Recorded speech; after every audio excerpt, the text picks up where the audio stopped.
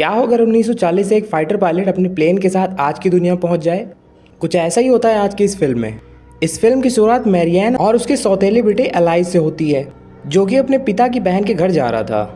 तभी अचानक बातों बातों में मैरियन गाड़ी मोड़ना भूल गई। जैसे ही उसने रिवर्स करके गाड़ी घुमाई तो अचानक जोरदार आवाज़ के साथ गाड़ी का शीशा चकनाचूर हो गया। उसी वक्त वर्ल्ड वॉर 2 का एक फाइटर प्लेन अचानक तेजी से उसके सर के ऊपर से गुजरा और थोड़ी दूर जाकर क्रैश हो गया। एलाइजा और मैरियन तुरंत बाहर आए और मैरियन ने पुलिस को फ़ोन लगाया। तभी एलाइजा ने देखा कि कॉकपिट में कोई इंसान था, तो मैरियन ने किसी तरह उस आदमी को बाहर निकाला। उसका नाम थियोडोर कोल था, जो कि कंट्रोल पैनल पर लगी तस्वीर को लेकर बाहर निकला। असल में वो वर्ल्ड वॉर 2 का एक फाइटर पायलट था, जो ना जाने कैसे समय में आगे 21वीं सदी में आ पहुंचा था। जल्दी वो जलते हुए प्लेन से दूर आ गए और कोल ने मैरियन का शुक्रिया अदा किया। कोल ने बताया कि वो एक फाइटर पायलट है और उससे पूछने लगा कि वो बर्मा में क्या कर रहे हैं, जिस पर एलाइजा उसका मजाक उड़ाने लगा। लेकिन कोल ने जब पूरे कॉन्फिडेंस से कहा कि हम बर्मा में हैं और लड़ाई का समय चल रहा है। इसी दौरान आसपास देखने पर कोल को एहसास हुआ कि ये तो वही ओहायो शहर है जहाँ वो रहता था। और तभी हम देखते हैं कि आसमान में बादलों के बीच अजीबोगरीब सा चमकता हुआ गोला बन गया। इसके बाद हम देखते हैं कि पुलिस कोल को हॉस्पिटल ले आई, जहाँ उन्होंने मैरियन का बयान लिया। उसकी बातें सुनकर पुलिस ने हिसाब लगाया कि कोल का दिमागी संतुलन ठीक नहीं है। इधर एलाइजा सोच रहा था कि कहीं कोल सच में सेकेंड वर्ल्ड वॉर का फौजी तो नहीं। जिसके बाद एलाइजा चुपके से कोल के कमरे में गया। वहाँ उसने कोल के लॉकेट को छुआ तो अचानक कोल की आंख खुल गई और उसने एलाइजा को जोर से पकड़ लिया।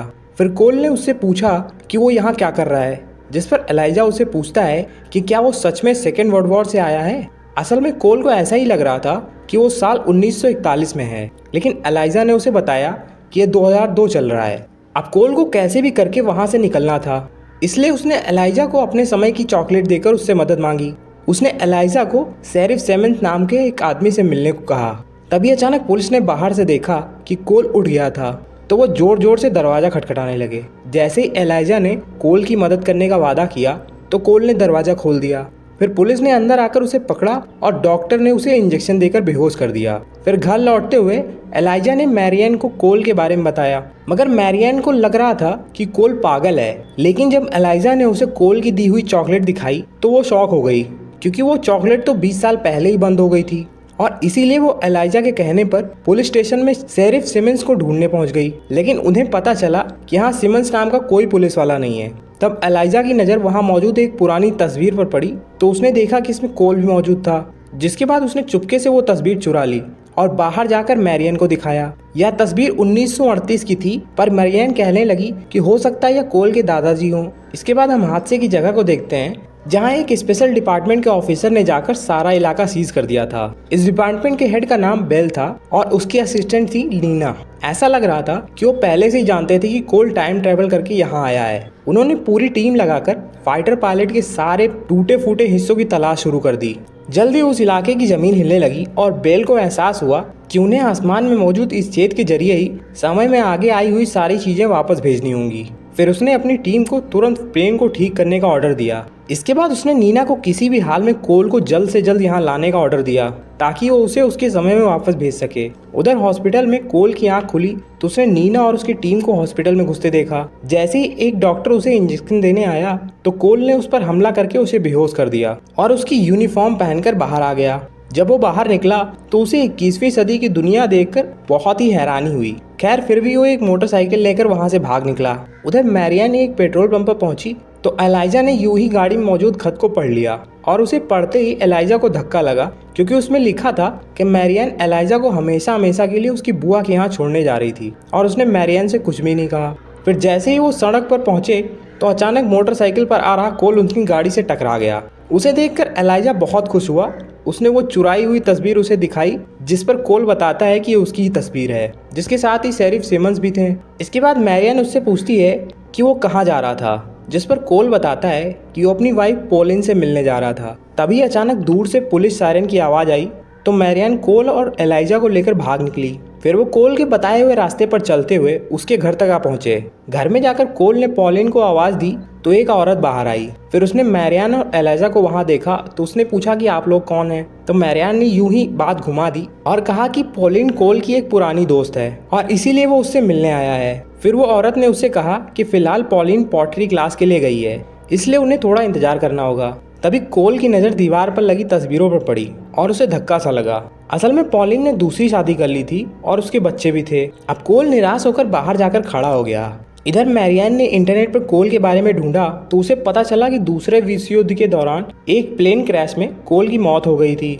उसी वक्त टीवी पर खबर आई कि एलाइजा को किसी ने अगवा कर लिया था। यह खबर देखते ही उस औरत ने तुरंत ही पुलिस को खबर दे दी। इधर कोल ने पीछे के दरवाजे से भागने की सोची, पर वहां भी पुलिस पहुंच चुकी थी। तभी बाहर से लाउड स्पीकर पर ऑफिसर बेल की आवाज सुनाई दी, जिसके बाद कोल हाथ खड़े करके बाहर आ गया। बेल और नीना ने उसके करीब आकर कहा कि वो उसे कोई नुकसान नहीं पहुंचाना चाहते, बल्कि वो तो उसे उसके असली समय में वापस भेजना चाहते हैं। तभी अचानक जमीन फिर से हिलने लगी और नीना ने कहा कि ये सब कोल के टाइम ट्रेवल करके गलत समय में आने की वजह से हो रहा है। ऑफिसर बेल ने कहा कि वो गलती से भविष्य में आ गया है और उसे जल्द से जल्द वापस जाना होगा। लेकिन उसी वक्त एलाइजा ने बाहर आकर कोल को बताया कि 1941 में एक प्लेन क्रैश के दौरान उसकी मौत हो गई थी और जैसे ही वो अपने समय में वापस लौटेगा उसकी मौके पर ही मौत हो जाएगी। इसलिए वो उसी वक्त कोल के साथ गाड़ी से भाग निकला। अब जल्दी पुलिस भी उनके पीछे लग गई, लेकिन कोल इस शहर के पुराने रास्ते जानता था, इसलिए वो एक सुनसान जंगली इलाके में आ पहुंचा। अचानक गाड़ी का टायर पंचर हो गया और वो दोनों पैदल ही निकल पड़े।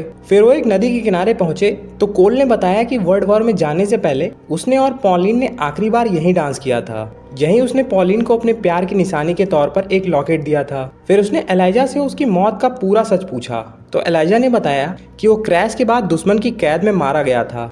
यह सुनकर कोल को लगा कि उसके यहाँ होने से बहुत गड़बड़ी हो रही है, इसलिए उसे चाहे जो भी हो उसे वापस जाना ही होगा और एलाइजा को उसके साथ नहीं बल्कि मैरियन के साथ होना चाहिए।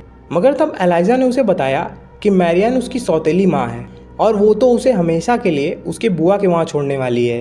वहीं एलाइजा उसे बताता है कि उसे कोल में अपने पिता नजर आते हैं, क्योंकि उसके पिता भी एक फाइटर पायलट थे जो अफगानिस्तान में मारे गए थे। अब वो कोल को भी अपने पिता की तरह खोना नहीं चाहता था। वहीं दूसरी तरफ ऑफिसर बेल और उसकी पूरी टीम मैरियन को लेकर अपने ऑफिस पहुंची, जहां उनके आदमी कोल के फाइटर पायलट की मरम्मत कर रहे थे। बेल ने कहा कि सिर्फ मैरियन ही उन्हें एलाइजा और कोल तक पहुंचा सकती है, पर मैरियन ने कहा कि अगर कोल वापस चला गया तो उसकी मौत हो जाएगी। तब बेल उसे कंप्यूटर के पास ले गया और उसे अलग अलग इलाकों के नक्शे दिखाए जहां पर लगातार भूकंप बढ़ते जा रहे थे। यह सब आसमान में खुले उस पोर्टल में आई हुई चीज की वजह से हो रहा था। इसीलिए अब कोल को वापस भेजना जरूरी था, वरना 10 किलोमीटर के दायरे में सभी लोग मारे जाएंगे। यह सुनकर मैरियन को मामले की गंभीरता समझ में आई और वो मदद करने के लिए मान जाती है। फिर बेल, नीना और मैरियन मिलकर एलाइजा और कोल को ढूंढने निकल पड़ते हैं। तब मैरियन ने उस पोर्टल के बारे में पूछा तो नीना ने बताया कि वो छेद पूरे 11 घंटे तक खुला रहता है और अब उसे बंद होने में बस कुछ ही समय बाकी है। उधर कोल और एलाइजा पुलिस सायरन से भागते हुए शहर आ पहुंचे थे और अब जल्दी हेलीकॉप्टर ने उन्हें ढूंढ निकाला और पुलिस ने उन्हें चारों तरफ से घेर लिया। तभी बेल, नीना और मैरियन भी वहां पहुंचे। तब मैरियन ने पहले खुद जाकर कोल से बात करने की इजाज़त मांगी। बेल मान गया और मैरियन ने कोल के पास जाकर कहा कि उसे पोर्टल बंद होने से पहले अपने समय में वापस जाना होगा, वरना इस इलाके के 10 किलोमीटर के दायरे में सभी लोग मारे जाएंगे। एलाइजा को लगा कि वो कोल को बेवकूफ़ बना रहे हैं, पर मैरियन ने उसे बाहों में लेकर समझाया कि यही सच है। आखिरकार कोल लौटने को राजी हो गया, पर जाने से पहले वो एक आखिरी बार पॉलिन से मिलना चाहता था। तब वो सभी पॉलिन के घर के बाहर पहुंचे और बेल ने कोल को 5 मिनट का समय दिया। जब कोल अंदर गया तो पॉलिन टेबल पर बैठी किताब पढ़ रही थी। कोल को देखकर उसकी आंखें चमक उठी और कोल ने उसके पास जाकर माफ़ी मांगी, क्योंकि वो पॉलिन को बिना अलविदा किए ही युद्ध में चला गया था। कोल ने कहा कि मैं जानता हूँ कि तुम मुझे भूल चुकी हो, लेकिन मैं तो अभी भी तुमसे प्यार करता हूँ। अब कोल के लौटने का वक्त हो चुका था, पर जाने से पहले पॉलिन ने उसे अपना लॉकेट दिखाया जिसमें कोल की तस्वीर आज तक मौजूद थी।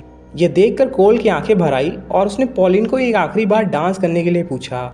फिर उन दोनों ने एक दूसरे की बाहों में डांस किया, जिसके बाद बिल कोल को लेने आ गया। कोल वापस आया तो एलाइजा और मैरियन उसका इंतजार कर रहे थे। उसका फाइटर प्लेन उड़ान के लिए तैयार था। तभी एलाइजा ने कोल को जोर से गले लगा लिया। इसके बाद कोल ने मैरियन को अकेले में ले जाकर समझाया कि एलाइजा खुद को बहुत अकेला महसूस करता है, इसीलिए उसे बुआ के घर ना भेजकर उसे एलाइजा को अपने साथ रखना चाहिए। तब मैरियन ने एलाइजा को देखा और उसे अपने पति का चेहरा दिखाई दिया। कोल ने कहा कि शायद उसके यहाँ आने की यही वजह थी, जिसके बाद मैरियन ने वादा किया कि वो एलाइजा को अपने से दूर नहीं करेगी। अब कोल सभी को अलविदा कहकर प्लेन में बैठकर उड़ान भर देता है। वो तेजी से उस पोर्टल की तरफ बढ़ने लगा। उसके पोर्टल के पार करते ही वो बंद हो गया। उधर मैरियन एलाइजा को गले लगा लेती है, जिसके बाद वो एलाइजा को लेकर एक नई ज़िंदगी की शुरुआत करने निकल पड़ती है, जिसके साथ ये फिल्म यही ख़त्म हो जाती है।